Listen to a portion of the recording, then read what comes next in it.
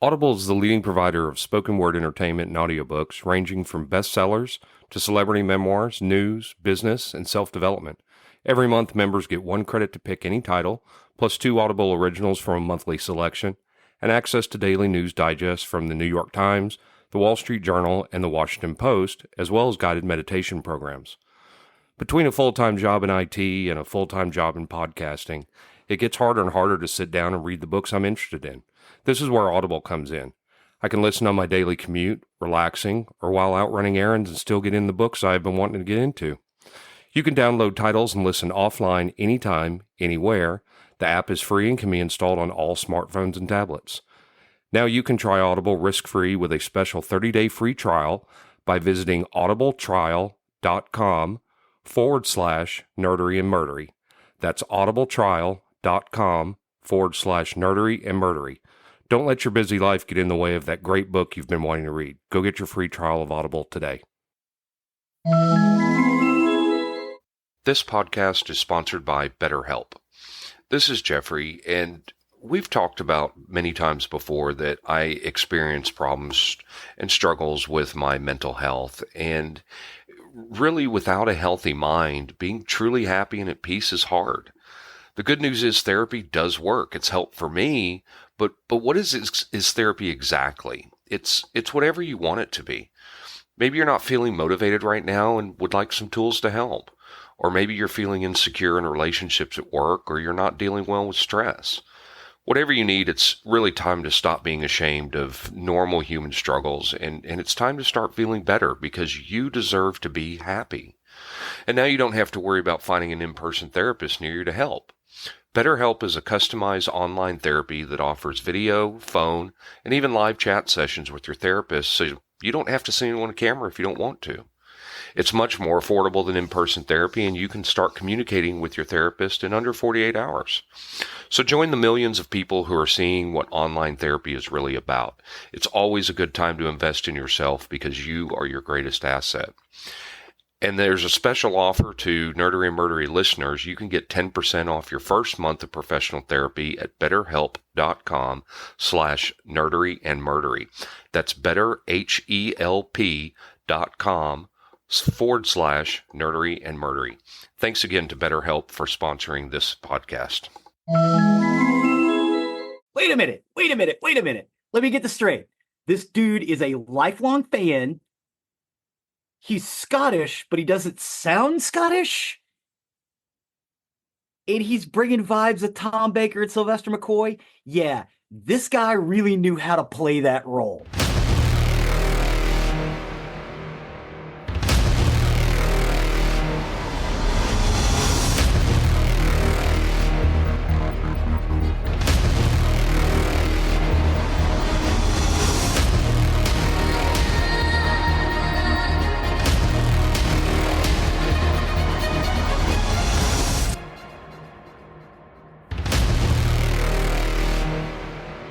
Welcome to episode 181 of Nerdery and Murdery. Big 181. I'm Zig with your nerdery. And I'm Geoffrey with your murdery. Welcome to another week of the highs and lows and the ups and downs, the good and the bad, and the nerd and the murd. So talked about it before, writing a book, just an update on where I am. Draft number 1 is done. So the story is complete. Going through edits now. I've done edit number 2 for my view. Some other people are reading it and giving me notes, so I'm waiting on that. I've had some feedback that there's some incongruities, so I got to fix that. Some things that confuse some people, so I got to fix that. But with that, and it'll make Zig very happy, I am already progressing into book number 2. Which title are you using? I haven't decided yet. So trying to figure that out.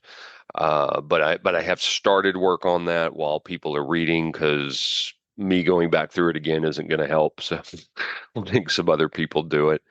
I'm hoping, fingers crossed, that it'll be published in 2025. So I'll give an update here whenever it's out. I hope everybody takes a chance to read it. It's been a lot of fun. As I said, this story has been in my head for well over a decade.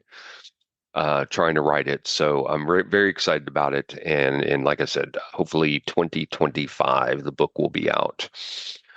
Um, Healthcare in the Valley sucks. Sucks. Healthcare Um, everywhere sucks.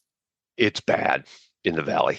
It's really bad. I've been told there's a lot of corruption down here Mhm. with billing claims and things like that. But it's just any doctor you go to here, you're going to Mhm. wait. And I don't mean just a half hour or so. You can wait hours to get in. The waiting rooms are always full. Every doctor here. Um, and let me put a fine point on it. The laziness of it bugs me to tears. Yeah. I've got a partially torn rotator cuff, and I've got to see a specialist on that. So I had an MRI. I've had PT, which was great. That was actually great. But I had an MRI done, and the doctor I have to go see, they said, "Well, you got to go pick up a CD." And I said, "Why?" Yeah.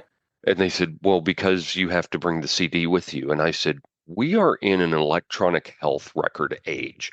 All I have to do He said is, that to you, not I knowing know, what you do. yeah." I've Um, and been in yeah, healthcare because IT for 15 yes, years. Yeah. yeah, been in healthcare IT a long time. And I told them, I said, I can sign a form and you can order it electronically. No, we can't do that. Yes, you can. Yeah, you You can. absolutely can. I Yes, know you this for a fact. So I call the hospital. I get the runaround, get told I have to come pick up the CD. Great, fine. The place I have to go to is about 30 minutes away.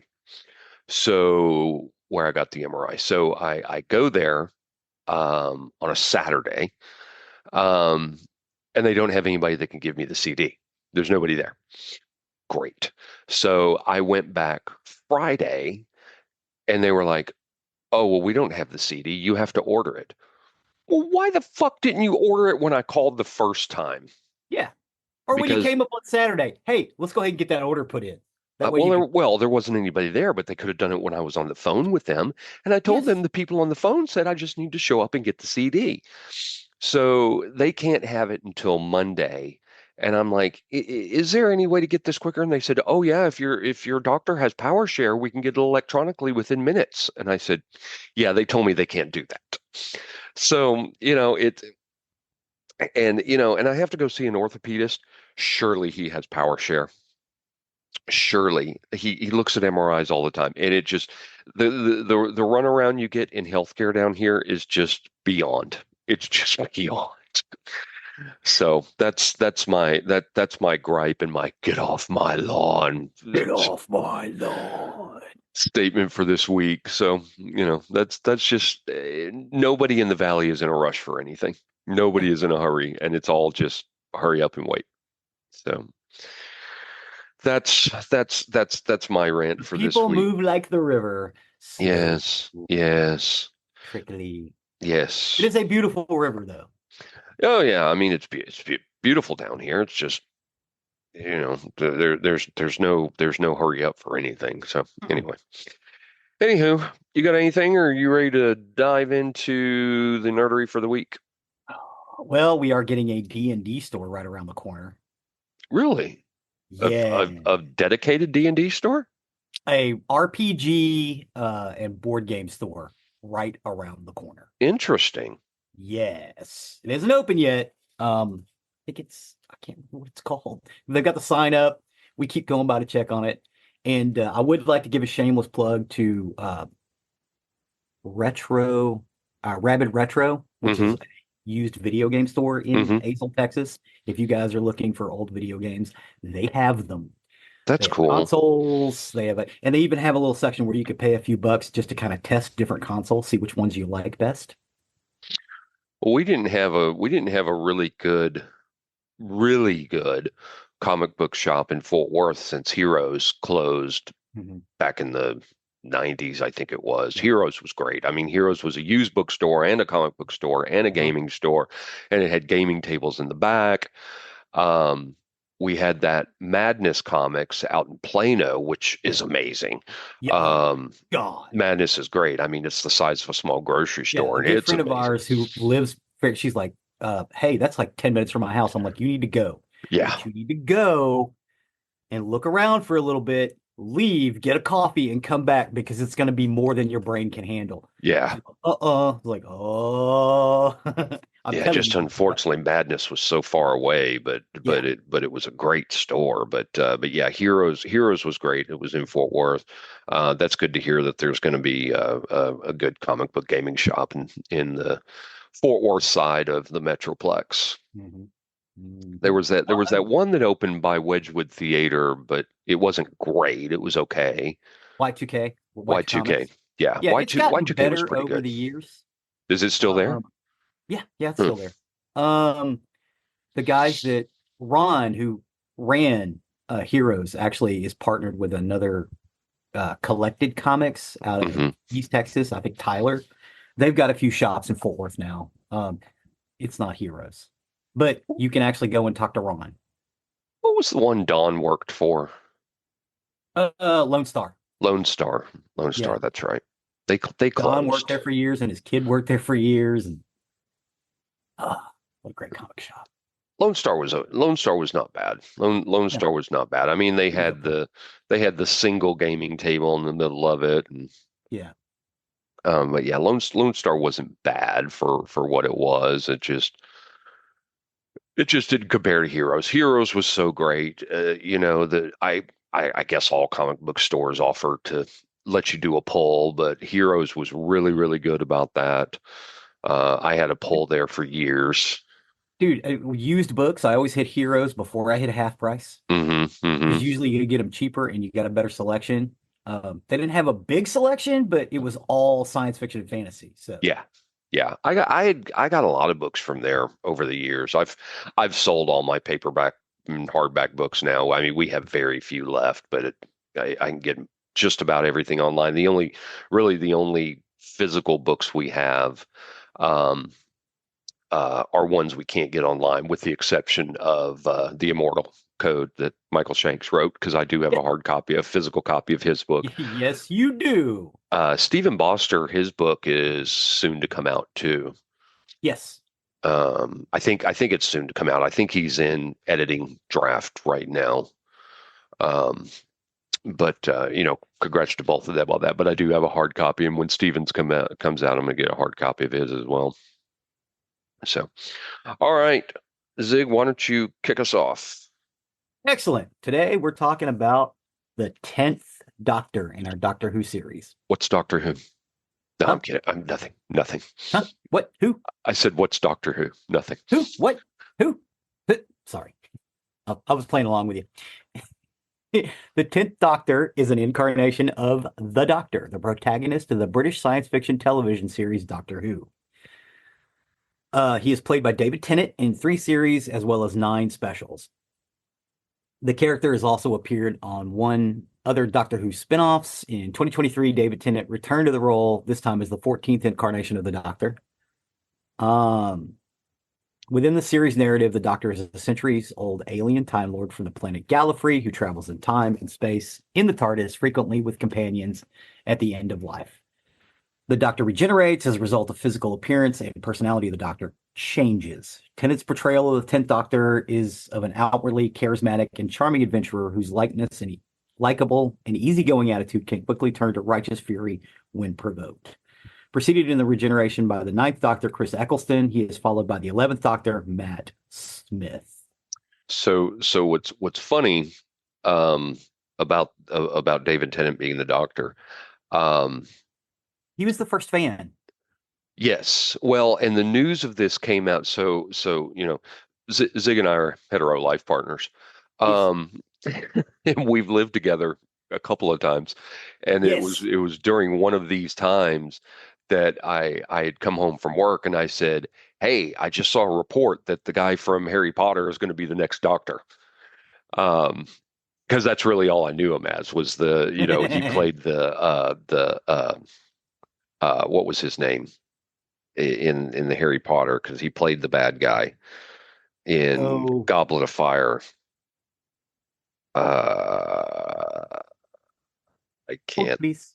think of it. Yeah, I am not a huge Harry Potter fan, I'd so have to look it up. oh, No, no, I know, but at the time, I mean, Harry Potter was so big, yes, it was huge. and he played he Bartleby Hold on, Bart something something Bart, something something Bart something, Bart Bart something. something. Um, which by the way, just a complete side tangent. I think it's got to be Max. It's got to be Max that's doing this because they've got all the Harry Potters. Um, they are going to do a 7-year Harry Potter run where each season covers one entire book. Yeah. So I like the Harry Potter movies. My Mhm. daughter really loved them, and we watched them all the time. Um, Barty Crouch Jr. Barty Crouch, thank you, Barty Crouch Jr. The movies, while good, left a ton out from the books. Yes. So the fact that every book is going to have its own season, I think, is very interesting, and this will be really cool. I'm very interested to see who they're going to cast in it and everything like that. Except I do know, oh gosh, I'm 95% certain I read this right, that Peter Capaldi is going to be Albus Dumbledore. Nice. I believe I read that Nice. He's somewhere. got the eyebrows for it. Yes, yes. Peter Capaldi is also going to be in the upcoming season of Black Mirror. Oh, Yeah, God, I love Peter Capaldi. I love Black Mirror. Peter Capaldi was in one of my favorite underground movies back in the 80s, late 80s. Oh God. It's just it was dark What and mysterious. what Lair of movie? the White Worm. No, I don't think I've heard of it. Uh oh my God, it was great. It was him and oh, what's his name? That was the everybody's darling in the 90s. Hugh something. He did all the rom-coms. Not Hugh Laurie. Oh my God, what the oh oh I'm seeing something different for that. It's not that he's not going to be Albus Dumbledore. Blair Underwood is going to play Albus Dumbledore. That's interesting. oh Adam Driver is playing Severus Snape. Tom Felton is in it playing Lucius Malfoy. Helen Mirren as McGonagall. Toby Wolf is Harry Potter. I don't know who he is. I'll have to look some of these up. But I could swear that I saw Capaldi was. Well, I guess I'm wrong. I'm glad I looked it up. Peter Capaldi is Angus Flint. Angus Oh no, that's Flint. from Lair of the White Worm. Okay. Hugh Grant was the other person. I think that's interesting that Adam Driver is going to play Severus Snape. That's very interesting. He's actually a good actor. He gets a lot of shit um, for playing. I'm doing terrible this morning. You just got no nouns in your head this morning. Yeah, yes, for his role in Star Wars. Yeah, yeah. Um, Kylo Ren. Kylo Ren. Thank you. My gosh, my brain is just dead today. Ben Solo. Um, yes, yes, yes, yes. Um, but yeah, God, I could swear that I saw that Capaldi was in there. Well, anyway, oh well. Carry on. Yeah. Carry on. The incarnation's companions include some who traveled with his previous incarnation, working class shop assistant Rose Tyler, played by Billy Piper, or her boyfriend Mickey Smith, played by Noel Clark, and former time agent Captain Jack Harkness, played by John Barrowman, as well as medical student Martha Jones, Freeman Ogman, and a fiery temp worker, Donna Noble, Catherine Tate. He eventually parts ways with them by the end of the 2008 series finale, Journey's End, after which he attempts to travel alone for the duration of the 2008 to 2010 specials. So So how those I specials broke down, it was actually like one season, but it took a couple of years for them to get it out. I think I'm in the minority of this. I know I am in the minority in this in my household at least. but with the exception of the most recent David Tennant return as the Doctor, Mhm. I couldn't stand Donna Noble. Oh, Donna Noble's one of my favorites. Couldn't. And a lot of people are. That's why I said I'm probably in the minority. I just I will couldn't give you stand this: her. the Runaway Bride one. She was kind of annoying. I Like felt because he meets her in a Christmas special, right, and then he doesn't team up with her till a year later. right. No, I thought Um, she was annoying all along, yeah, all along. I found her a little, not a lot, but a little annoying in the Runaway Bride. And I just think it was written funny, if that makes sense. Mm-hmm. Mm-hmm. But I yeah, know a lot of people like some, and I'll even admit that some of the Donna Noble storylines mhm. are some of the best. Oh yeah. But her as the character just annoyed the piss out of me. And just except like I said, except for this most recent return with David Tennant, I really liked her Oh, in where that one. she's a mom and Yes, yes, I liked her then. So anyway, that was yeah. It's I loved all of those episodes. That was a great. Those specials were great.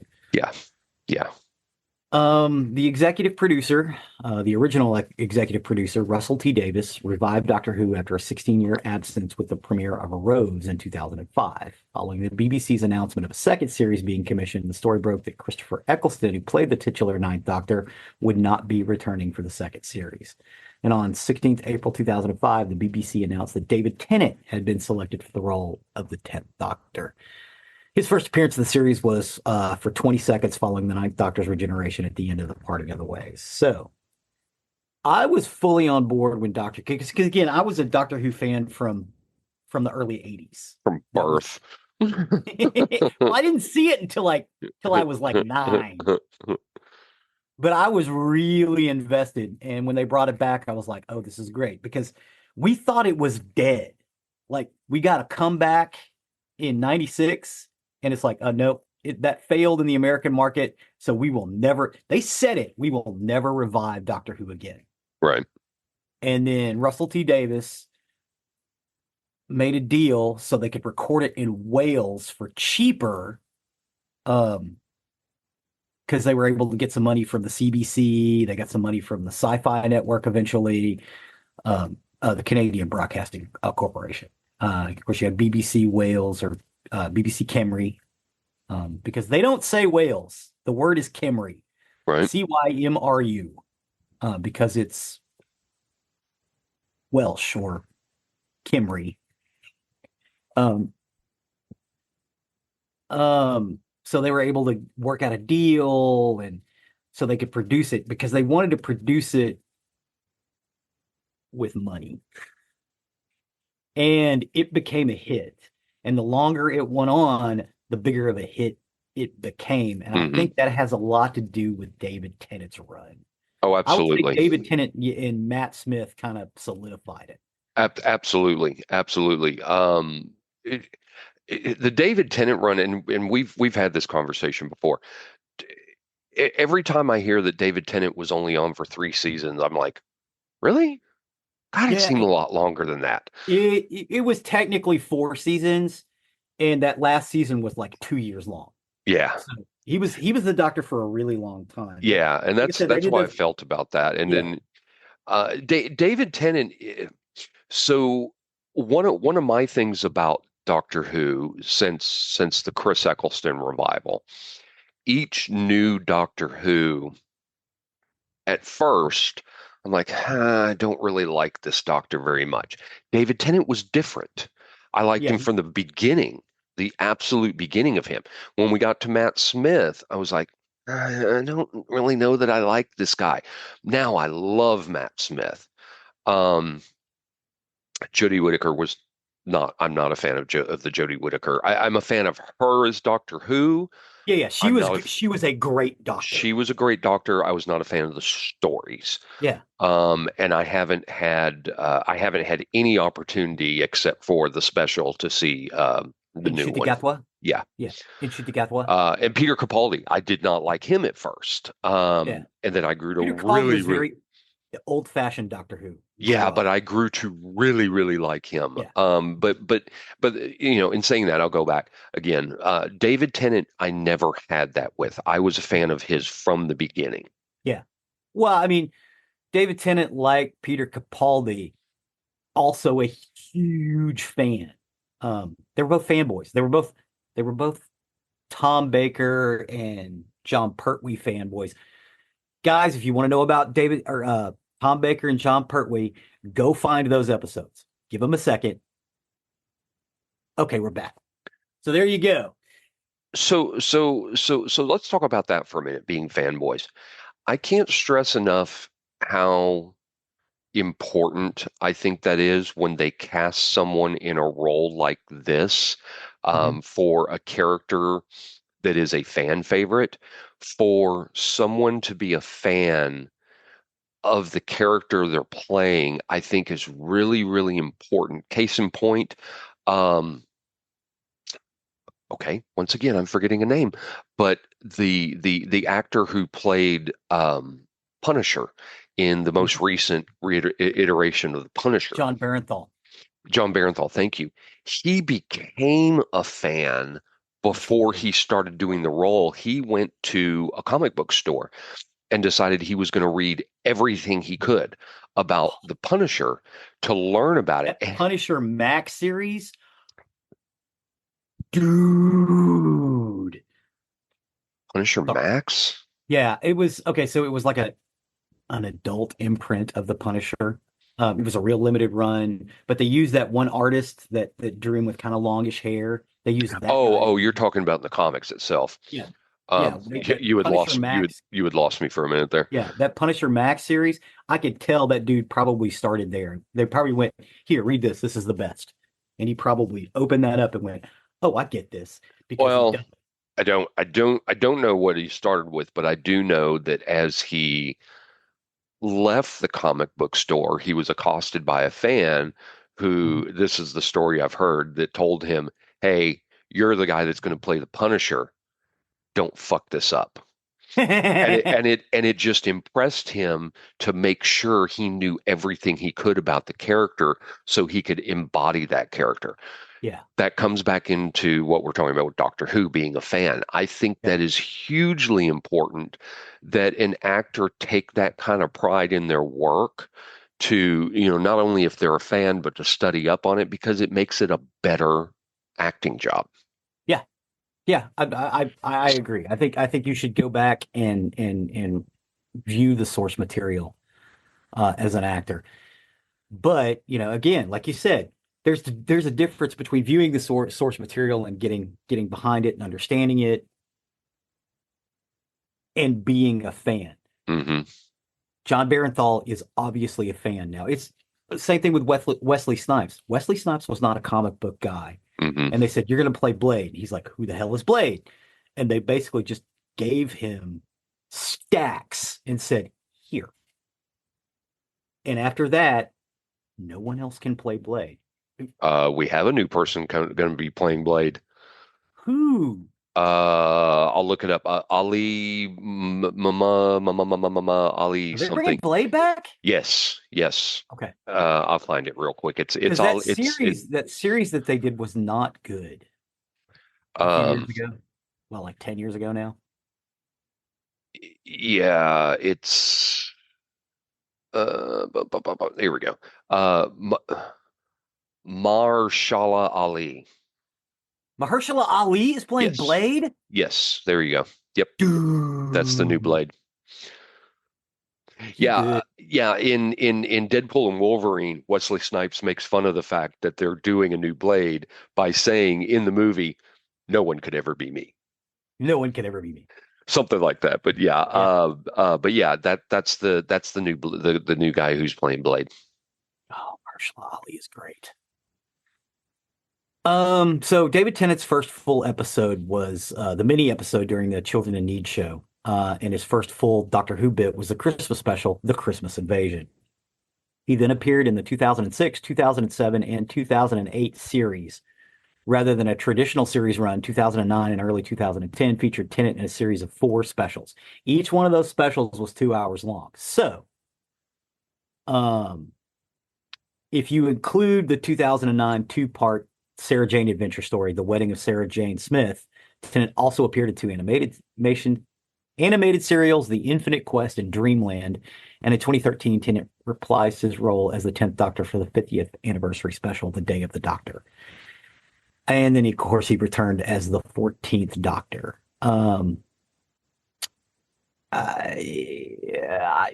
I always envision him as having 4 seasons, because that last season, it was a season's worth of stuff, or Right. series. Sorry, again, it's English versus we have seasons, they have series.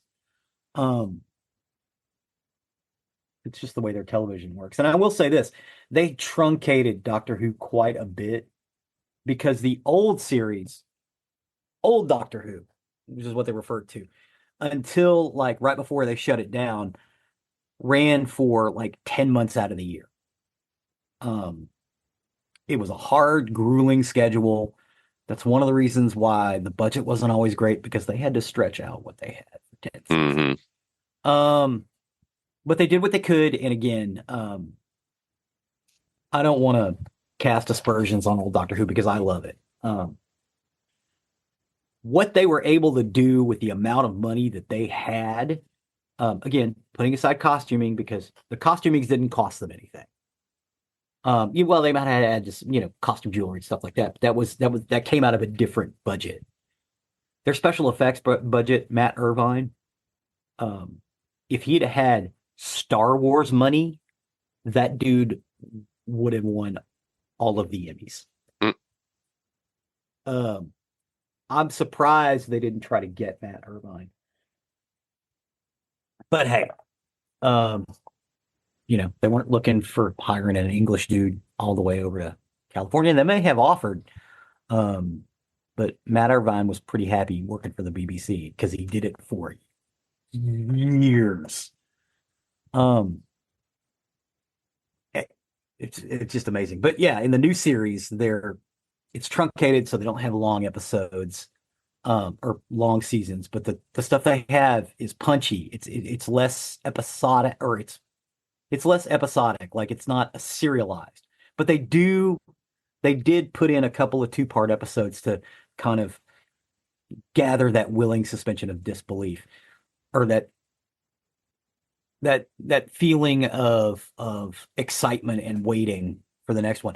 And also, they also had a big storyline, an overall story arc that ran for the whole series. That they just paid tidbits to. That's all because of Russell T Davies. That he basically set that down. He's like, look, we don't want to do a serial because we don't think people will watch a serial anymore. It's just not something people do anymore.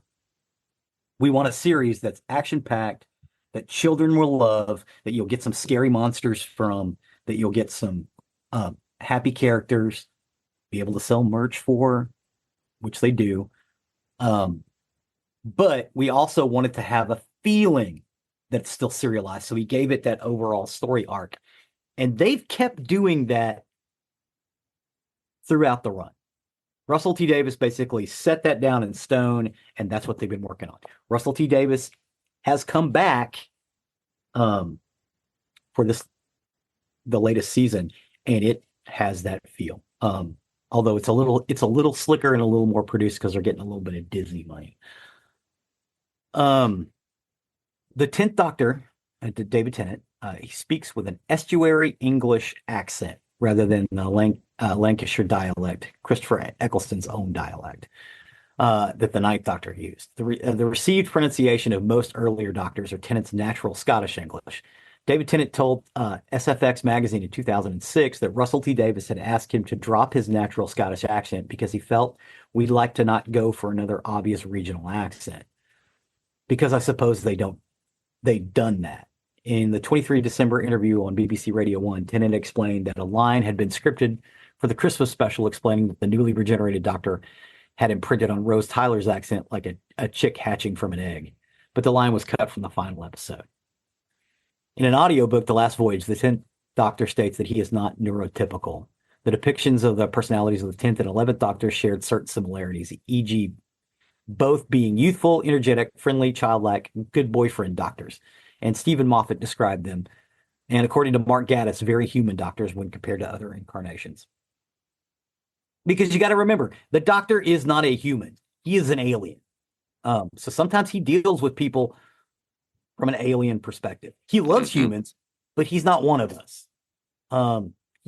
He stands outside. Matt Smith and David Tennant kind of stood a little closer in, but there are still points where it's like, no, that's not how we do things. What do you mean? Well, that's not how we do things. He still has that alien perspective, but it's very in the background, which is what I like about him particularly. Chris Eccleston played it like an alien, which I like that too. So does Peter Capaldi. So the Ninth Doctor regenerated into the 10th Doctor. And that's the first time we get a full-on regeneration. We actually got to see it as opposed to what they used to do where they would take a still shot of one person and a still shot of the other person and superimpose them on top of each other, which was, a great trick for the 60s and the 70s. Wasn't so great in the 80s, but we actually get this gold light that now has become part of the process. The Doctor's Christopher Eccleston kind of brings some meta-human humor into the Doctor, and also going off of that regional accent that they had given David Tennant, or that he picked up, that estuary accent, which is basically that's the estuary of the Thames River. When you think about English people, that's the accent you think about. Right or wrong, to our ears, all English people sound like that. They sound like Rose. They sound like David Tennant as the Doctor, that kind of thing. His problem is because he is Scottish and because they have a tendency to roll their R's, especially outside of the double O sound. Oon, oon. That's how a Scottish person would say that. An English person would say oon, right? The first Martha Jones script, they were on the moon with the Jadoon. They did that to him on purpose. Because he has to use that double O sound a lot, and they just wanted to see if they could trip him up on it. It's like, man, that's kind of a dick move. But he pulled it off, although there are a few times where he says the Jadoon on the moon like he's, from Scotland. Right.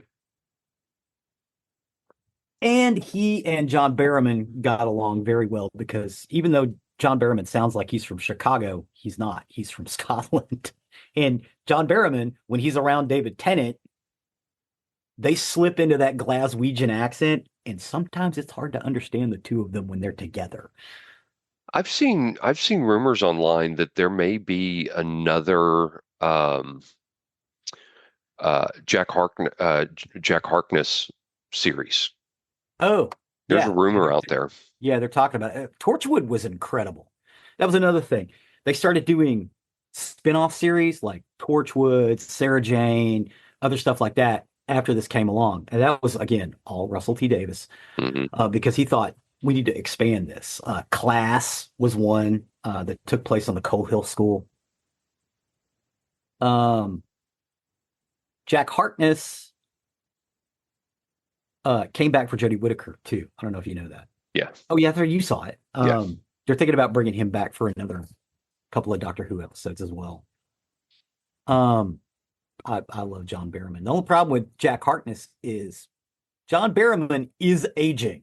Right. Jack Harkness does not. Right.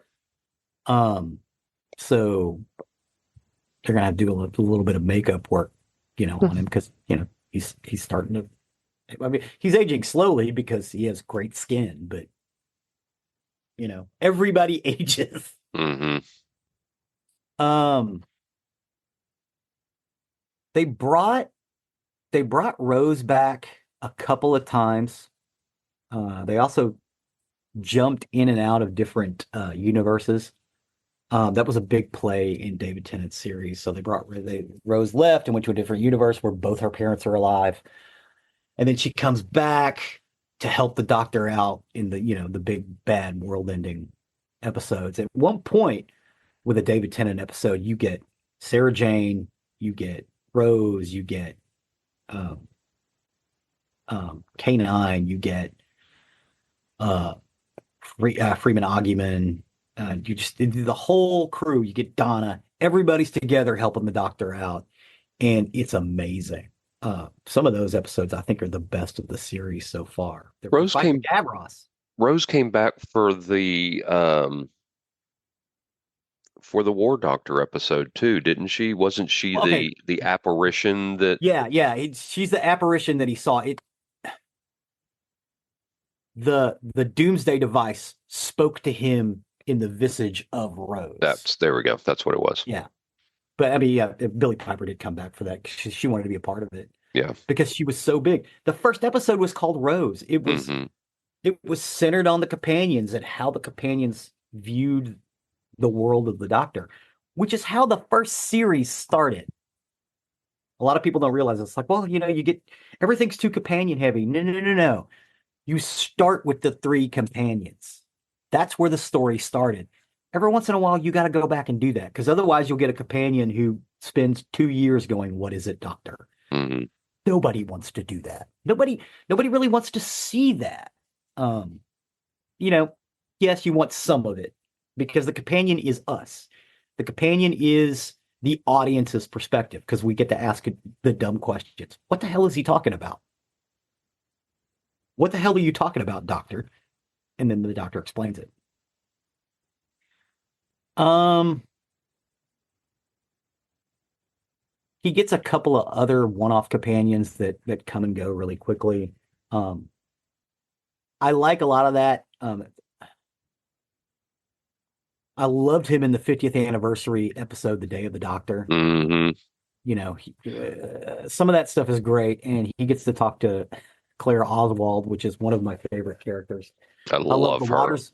Yeah, the waters of Mars, the end of time.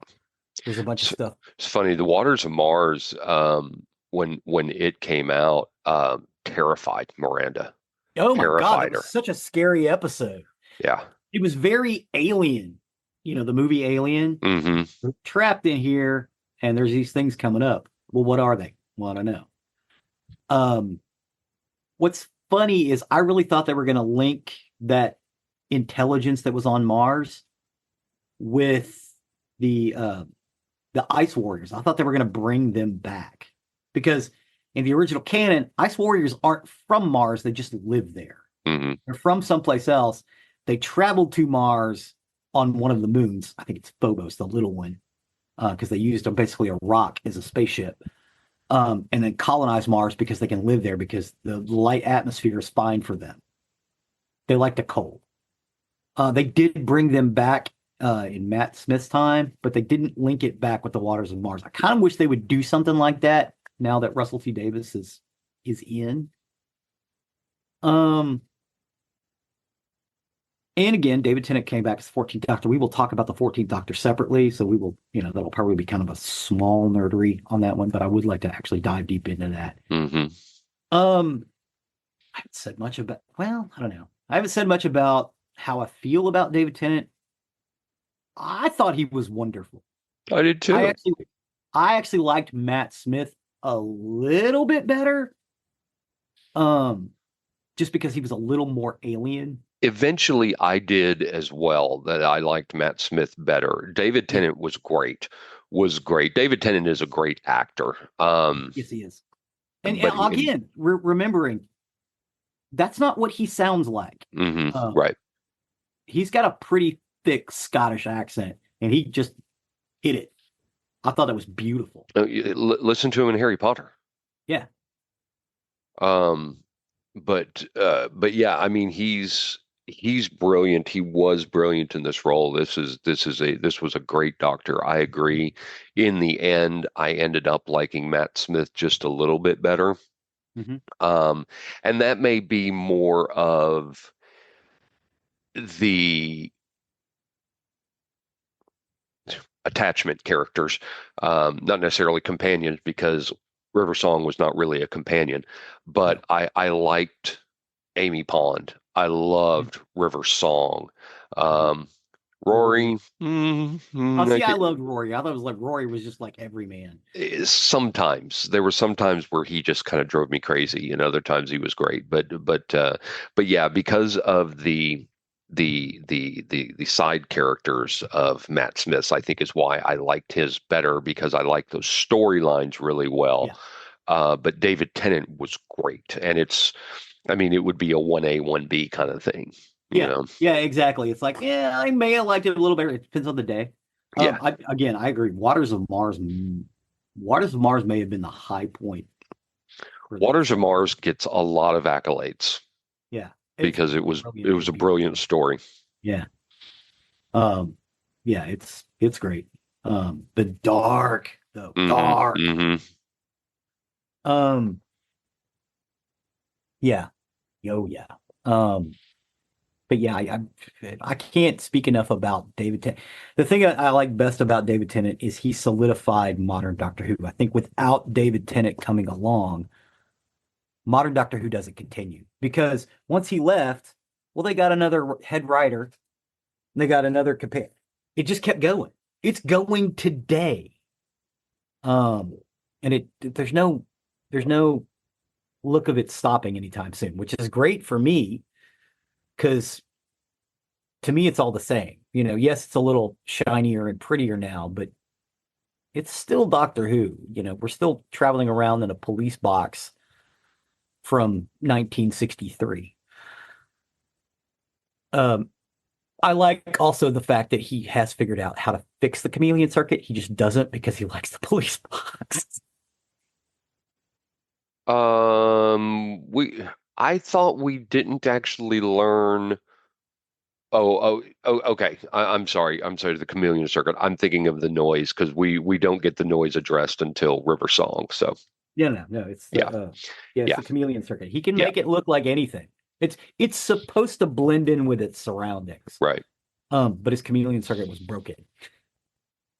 And in 1963, police call boxes were on every street in London, at the corner, because they used them for that's where they kept traffic cones, and it was cheaper than buying everybody police radios.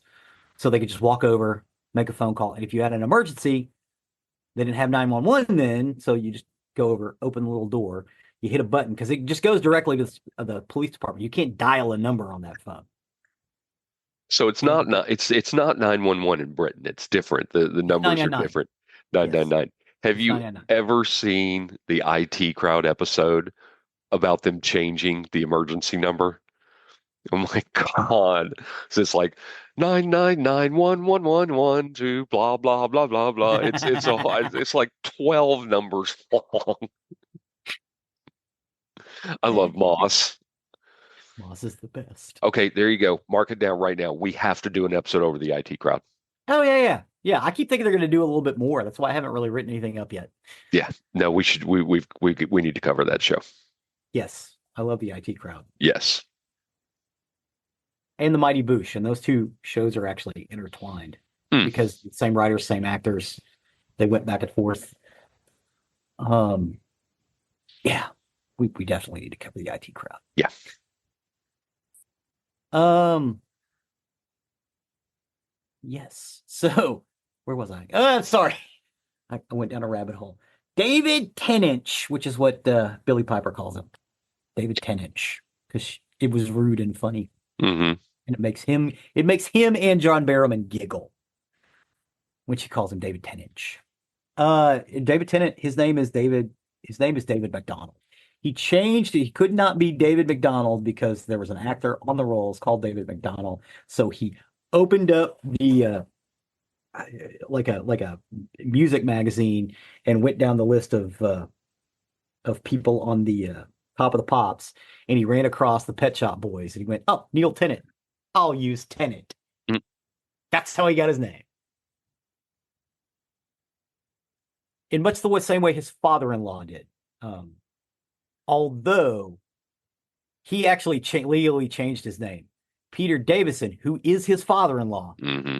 Never legally changed his name. His name on his driver's license is uh oh my God, Peter Moffat, which Hmm. is why David Tennant's wife, Georgia Moffat, is Georgia Moffat, not Georgia Davidson.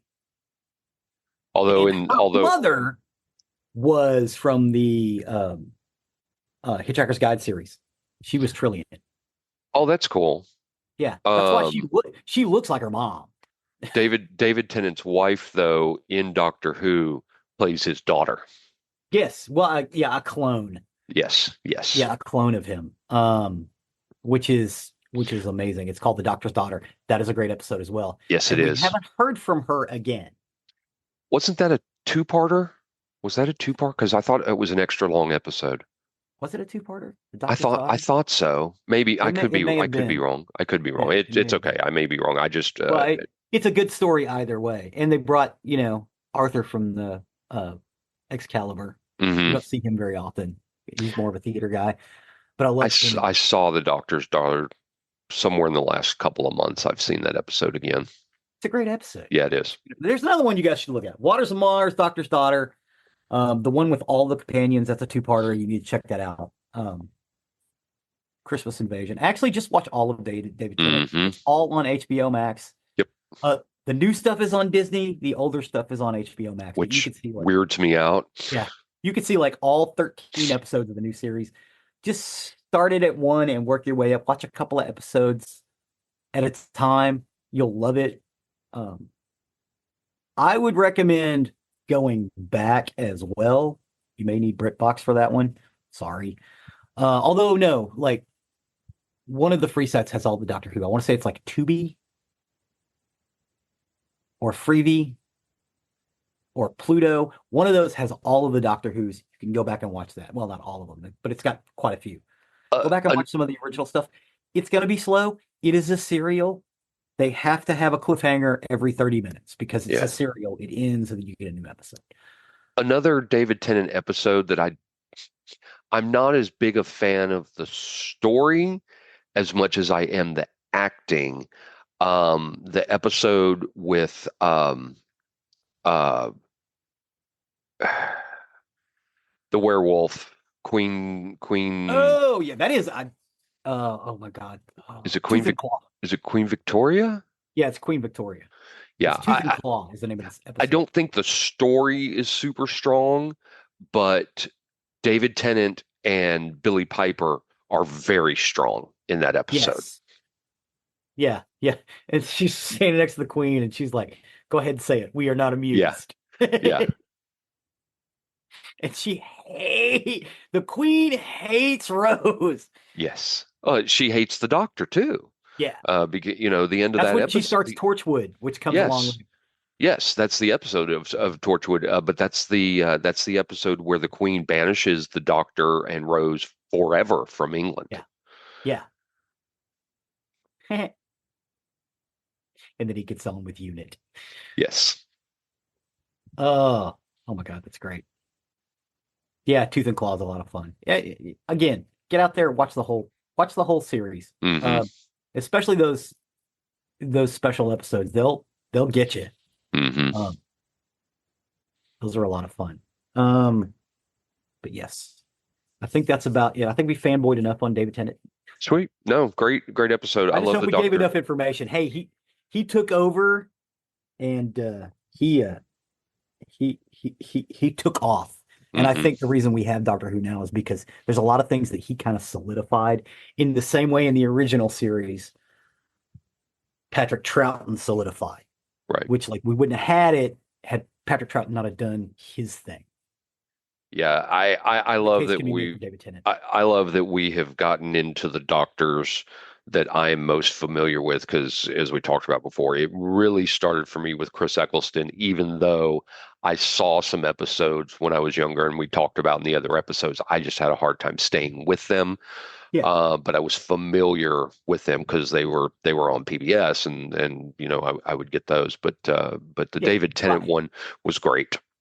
I tried to explain to all of my friends how great Doctor Who was. You have to have some willing suspension of disbelief. I did not have the tools to say that to them at the time. Oh, it's just great. It's awesome. Blah, blah, blah, blah. But this, you don't necessarily need all of those tools in your back. You don't have to Right, worry about, hey, oh my God, that is definitely a paper plate spray painted gray with a string on it. right. None of that's happening.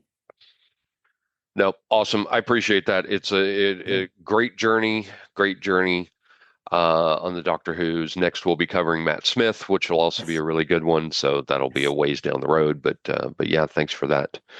Thank you. With that, I'll step over to the murdery side of the house. So today I got my information off Medium, the Akron Beacon Journal, and Oxygen, and this is the story of the murder of Brenda Powell. Brenda Powell. So Brenda Powell lived in the picturesque town of Akron, Ohio, since she was a teenager. After she graduated from the University of Akron, she dedicated herself as her life as a child life specialist at the local children's hospital. She was devoted to her job, and by 2020, she had worked at the hospital for 28 years. Brenda was a good wife to her husband, Stephen, and a loving mother to their two children, Andrew and Sydney. The family was very close knit, and the Powell children were academically gifted, on par for bright, successful futures. Sydney, in particular, had a track record of high grades throughout her time at St. Vincent St. Mary's High School. She was heavily involved with extracurricular activities such as Girl Scouts, dance classes, and soccer, and was able to maintain her high grade point average. So naturally, her parents were very proud of her. When the time came for Sydney to select a college, the family decided together that she would attend the University of Mount Union. This university had a small campus and would allow Sydney to remain close by her family, with the university located just an hour drive from her parents' house. Even more so, Sydney had won a presidential scholarship, which partially funded her tuition and greatly eased the financial strain on her parents. She would begin classes in September of 2018.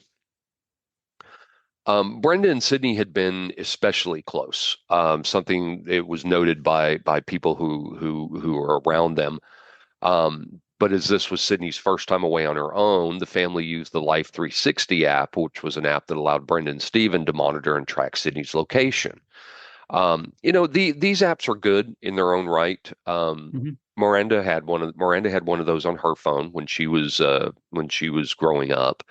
And it wasn't to invade her privacy as much as it is for a safety reason. It really Mhm. is. Um, It's not like we back in the day when we take off and be back. Oh yeah, God knows absolutely. when. Before Miranda had a cell phone, she had a walkie-talkie she left the house with. Oh, nice. Um, we always had a way to contact her, and so apps like these are not necessarily bad. I hate that people think that they're an invasion of privacy. As a parent in this day and age, it is not an invasion of privacy. It's a safety thing. There is a lot of Well, not only danger in that, this you also world. protects the phone. It's like, where the hell is my phone? Yes, yes, You left it at Cindy's house. yes. Mount Union also had an app that allowed users to review a student's progress throughout their time at college, but Brenda and Stephen rarely used Yes. that because they didn't want to invade Sydney's privacy and trusted that her exceptional grades would continue. Sydney came home in the summer of 2019. She didn't discuss her performance at college, and she was very vague when they had any questions regarding how she was finding her college life. Um, in hindsight, she was struggling with her courses, and her grades were reflecting this, something it's not uncommon for a first year college student. No. However, Sydney had determined to keep this from her family because after a life of academic success and high grades, she was ashamed at how she was failing and didn't want to let her parents down. She did return to campus that fall, but her troubles got worse. She had made friends at the college and even joined a sorority by fall of 2019, but her grades began slipping. Her GPA fell from a 3.8 down to low enough to be on academic probation within just 2 semesters. By the end of the year, Sydney had received a written notice of her expulsion after she had failed out of 3 of her 4 classes, and so she was no longer a student at the university. However, despite this, she returned home for the holidays as though nothing was wrong, spending Christmas and New Year's with the family. In January of 2020, Sydney went back to Mount Union, returning to her dorm room, and she was keeping up the false pretenses to her roommate, Lauren. Soon enough, however, a Mount Union University administrator, Michelle Gaffney, contacted Sydney to inform her that she was no longer allowed on into the dorms. Yeah. But Michelle also informed Sydney that her campus key card would soon be terminated. Um, Her friends and roommates had reported troubling behavior from Sydney, including lying about being a student. One of her friends, Hannah Litterdale, said she was still going to classes even though she wasn't in them. She was trying to figure out ways of getting in the door in the building. Sydney tried to argue that she was still a student, but after being confronted about having signed the suspension letter she had received to confirm she understood she would be unenrolled from her studies, Sydney admitted that she knew she was no longer a student, but was hoping she could get this changed. Mhm. The school Just trying to administrator, fix it. yes, the school administrators offered to contact Sydney's parents to explain the situation to them, but Sydney became distressed, insisting that she had already told them, which was a lie. Hmm. Sydney agreed to leave the dorms, telling her roommate that she was going away for a little while, but not disclosing that she had been kicked out. By February of 2020, Sydney was paying cash to stay in hotels to keep up the bravado that she was still attending college.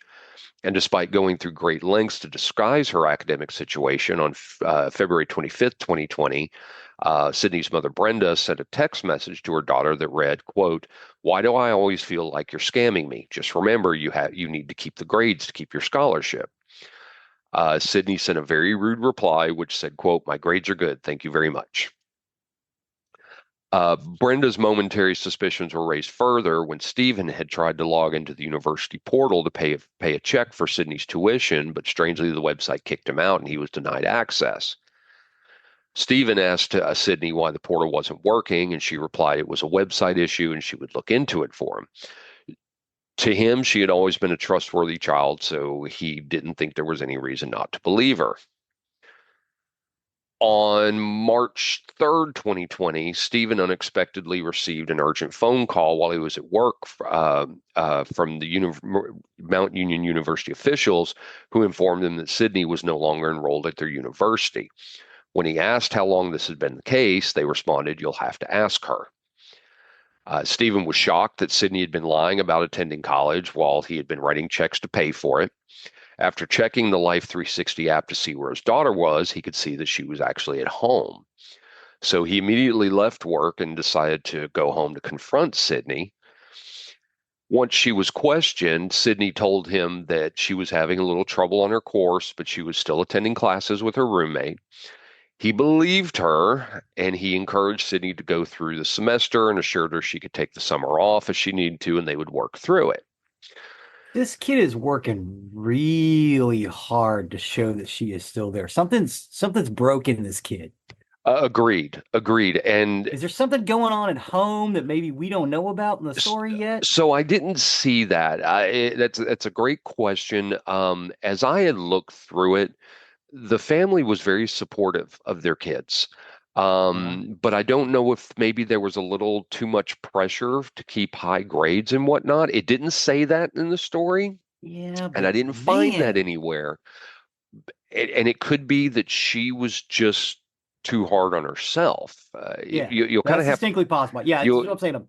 you'll kind of have to decide for yourself on that one Right. because Okay. it's not really clear in any of the research I Okay. had. But I'm not crazy thinking, wait a minute, Right, right, because I get it, yeah, you're trying to make things better. At some point, you got to go, look, this ain't happening. right. Um, she did get emotional and told her father how her friends had things figured out, but she didn't. Once again, being hard on herself. Hmm. Stephen then suggested that they call Brenda to come home from work and talk to Sydney. Brenda was a very empathetic woman, knew how to calm people in emotional, stressful situations. She had to do the same thing when dealing with her cancer patients. Hmm. So when she heard her daughter was distressed, she left work and began to make her way home.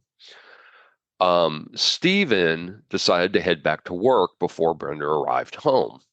Mm-hmm. Over the next hour, Brenda and Stephen kept in touch over text, and at 12:41 p.m., Stephen sent a text which read, quote, "What did you discuss with Sydney?" But Brenda never replied. Earlier that afternoon, Brenda had contacted Mount Union University and left a message asking to discuss Sydney's situation. Mm-hmm. When college administrators Michelle Gaffney, who we mentioned before, and Dean Fraser had arrived back to the office, Dean Fraser had returned the call. At 12:36 p.m., Brenda had picked up the phone. As Dean was introducing himself, he was alarmed to hear a blood-curdling scream followed by an extremely loud thud. Michelle Gaffney was sitting near to Dean at their desk and heard a, quote, "an expulsion of air like the air was being knocked out of somebody." This was then followed by more repeated thuds and continual screaming. And as Dean and Michelle called out to Brenda asking if she was okay, the phone line cut out. They called back but received no answer. And on the third attempt, just 3.5 minutes later, someone finally picked up the phone and Dean frantically asked Brenda, "Is that you? Are you there?" A voice responded, "Yes, this is Brenda." But the voice was not the lady he had been speaking to just minutes before, but it was one which Michelle Gaffney recognized instantly. It was Sidney Powell. Dean replied to the voice on the other end of the line saying, "Sidney, I think this is you. This is not Brenda." And then the line instantly went dead. Disturbed by what they had heard on the phone, Dean and Michelle called the Akron State Police and asked for a welfare check on Brenda Powell. Yeah. Stephen soon received a call from a police friend who informed him there was a disturbance at his home. He called the house and spoke to Sydney, who became hysterical when she heard the police were on the way. Meanwhile, Sydney began to work staging the crime scene. She broke a window to make it look as though there had been break-in to align with the story. She would go on to tell the police that there had been a break-in and that her mother had told her to flee the house. When investigators They were arrived, on the phone with someone. I know. Well, investigators arrived at the scene. They noted blood on the outside door of the frame, meaning the window must have been broken after Brenda had been attacked. Mm-hmm. There were bloody footprints in the home that matched those of Sydney's. And she was actually found by police at the end of the driveway. Her eyes were rolled back, and she continuously scratched the ground until her fingers started bleeding. This hysteria soon died down, and she entered a catatonic state, laying on the ground in a fetal position as the enormity of what she had done hit her. The police found Brenda inside the home with life-threatening cuts and wounds, lying in a pool of her own blood in the master bedroom. She had been struck many times with a cast iron frying pan and then stabbed repeatedly with a steak knife. She hit her with a cast iron frying pan? Multiple times. Dude, the amount of force that kid had to use, Mm-hmm. even the small ones are heavy. Yep. You know, these were all kitchen tools that were used by Brenda to cook family meals, and they had been weaponized, and they were against her, and they lay by her side. But unfortunately, Brenda would pass away to her injuries not long after. A forensic pathologist would conclude that she had died as a result of multiple blows by the head, followed by, here we go, 23 stab wounds to her neck with a steak knife. 23 to her neck. With a steak knife. Mm-hmm. Which is serrated. Uh-huh. In the neck. 23 times. That wasn't a fast process. No. That would have, because a steak knife's meant to saw. Yeah. Good God. I know. Brenda did have defensive wounds on her arms and her hands that showed she tried to defend herself during the attack. Sydney was promptly arrested and charged with her mother's murder, felonious assault, and tampering with evidence. Stephen, he was desperate to keep the family together, and he begged for his daughter's charges to be dropped, stating that Brenda wouldn't want that to happen. Doesn't matter. Murder's murder. Yes, it is. You can't just drop the charges on murder. Yeah, simple assault? Yeah. Yes. She'd have just hit her. They did get Sydney an attorney, and that attorney argued that Sydney had mental health issues. Do you think so? During a psychiatric examination, Sydney stated that she only remembered her mother sitting on the couch comforting her, and that she didn't remember anything after that. However, she did claim to have flashes of the day, which she claimed she heard voices, crying and felt the need to get away. She ended up being held at a psychiatric hospital in the months after her mother's murder and was eventually diagnosed with schizophrenia. Oh no. Yeah, you know what? And that usually hits them right about 17, 18. Right. We've had several episodes where we've talked about that. Yeah, they're perfectly fine, fully functioning. At about 17, 18, that schizophrenia switch blips, Mm-hmm. and Mm-hmm. they're not equipped to handle it. Nope. I've got a couple of schizophrenics in my family. I was afraid about it when I was like 17, 18. I Sure. was like, ooh, I hope Sure. this doesn't happen to me. She was treated with medication and she became stable enough to stay with her family while awaiting trial, which was delayed during the corona pandemic. Yep. Three psychologists examined Sydney and concluded she was a schizophrenic, arguing that Sydney killed her mother while in the middle of a psychotic break. Fugue state. Uh-huh. Her defense attorney, Don Malarsick, stated, quote, what all three of these doctors said was that she was experiencing long periods of lucid thoughts, but they were interrupted by serious and significant psychotic episodes. I mean, it just doesn't make sense that the reason she killed her mom was because she got kicked out of school. Killing Brenda doesn't solve that problem. That kind of attack, that kind of brutality is completely out of character for Sydney, and it screams insanity. Yeah. Well, just like her, you know, the classes, the whole thing. Right. She was fine up until what?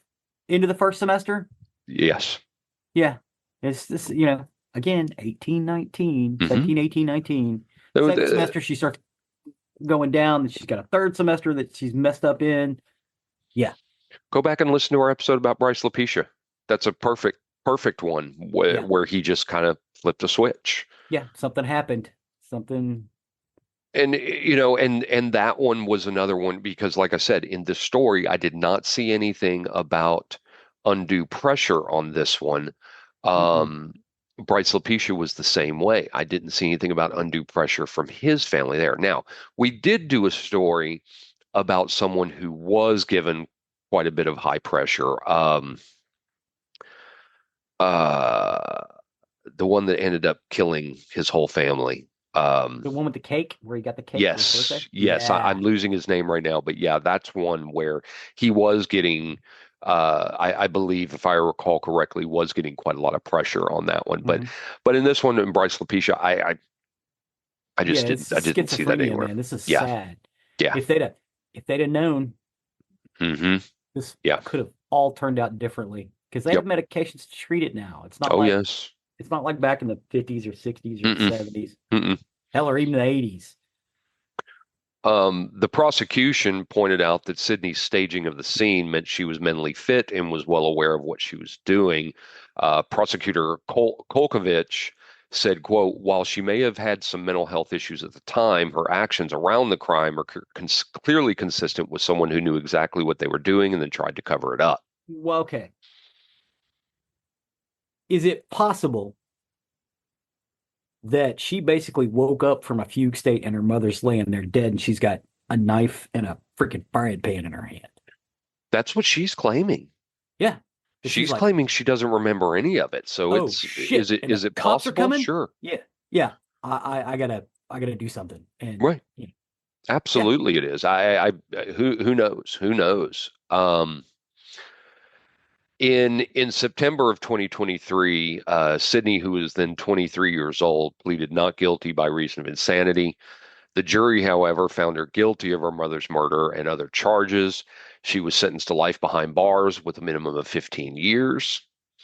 The child patients at Akron Children's Hospital were very heavily affected by Brenda's murder, as Brenda had been like a mother to them as she helped nurse them through her treatment. Regardless of the mental issues, and this is kind of a case of maybe somebody didn't say something soon enough. The entire case could have been avoided if Sydney had only accepted her failure and opened up to her parents, who more than likely would have been there for Sydney and helped her find her way. Hey, get a job. Hey, let's try the community college down the road. Well, and her father even said, "Hey, you know what? Let's make it through this semester. If you need to take time after that, take time Yeah, after that. Let's just try to make it through this." yeah, So that's where I say I don't think it was undue pressure. I think her parents were very supportive.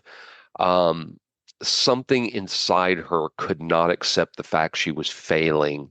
yeah. The Um, schizophrenia yeah, just turned on, and she couldn't, because they don't hear what we hear. right.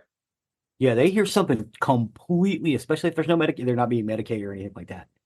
Well, Um, and I was actually just having this conversation last night. I was talking to a friend of mine here about the show, about the different topics I cover, and he was talking about, how often do you see that the police did missteps or that so and so could have done this? And I said, well, quite often actually, but let me say this about that. I'm seeing things in hindsight.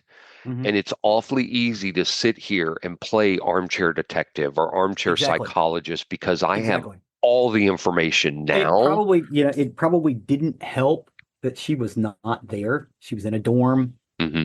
Hmm. miles away, Hmm. an hour away. Um, and all this is going on, and they're not, you know, they have to believe what they tell her because they're not looking at her grades all the time. Yeah, and that was fears I had for Miranda going so far away for college. I really wanted her to be closer to home just in case anything happened. If she needed to come home, if she needed Yeah, to if she pops get out with time away. schizophrenia. Yeah, I mean, I don't think she was going to. I No. mean, but but Yeah, but yeah. but I mean, just on the chance that anything were to happen, I hated her to be a plane ride away Hmm. versus a quick drive away. I mean, at one point, we were looking as close as up in Oklahoma, which was about 3 hours away, Yeah. versus much much farther away. So it was a fear I had. It was definitely a fear I had that something would happen and we couldn't get there quickly. Hmm. Um, so yeah, I agree that that's part of it here as well. I don't know what could have avoided this. I don't know. Were there signs of Sydney breaking down that her friends saw and they just didn't say anything? And I don't know that that's not the case. I don't know. Did they say something and people ignored them, And just ignore or them. did they not say anything because they weren't seeing it or they were ignoring it themselves? I don't know. Yeah. This entire case was avoidable. Yeah. Entire case.